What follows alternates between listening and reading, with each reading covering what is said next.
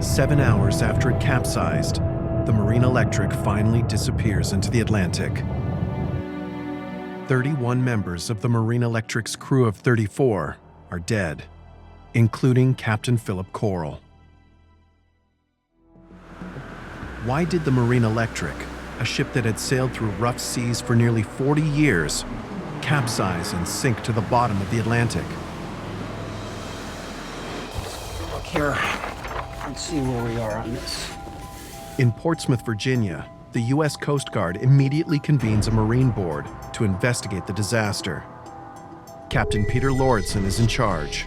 The Coast Guard has the authority to investigate marine casualties. The Coast Guard office sent investigators out immediately, and so they were gathering information, and they were feeding it to us.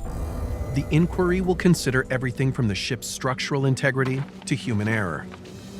Divers survey the wreck and discover the hull in several large pieces on the seafloor, presenting Lauritsen his first possible cause: its cargo of nearly 25,000 tons of coal.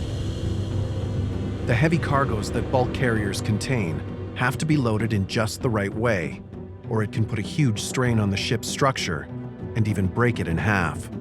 Lauritsen checks the crew's loading records, but there's no sign they made any mistakes. Number 2. The cargo wasn't too heavy, and the holds were loaded in the correct order to avoid straining the ship. 1. That's the sequence of the loading. Meanwhile, the ship's owner, Marine Transport Lines, goes public with its theory about what went wrong.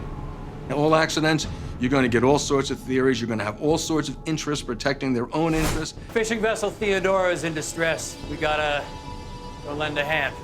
Where were they when you saw them? Around here. The theory that the company came up with is that when we went to the Theodora, we got ourselves into too shallow a water and we pounded the bottom.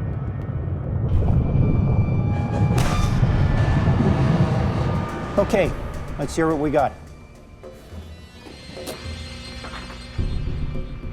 The Coast Guard listens to recordings of the captain's radio calls, relaying the Marine Electric's position during the Theodora rescue to verify if the theory is true.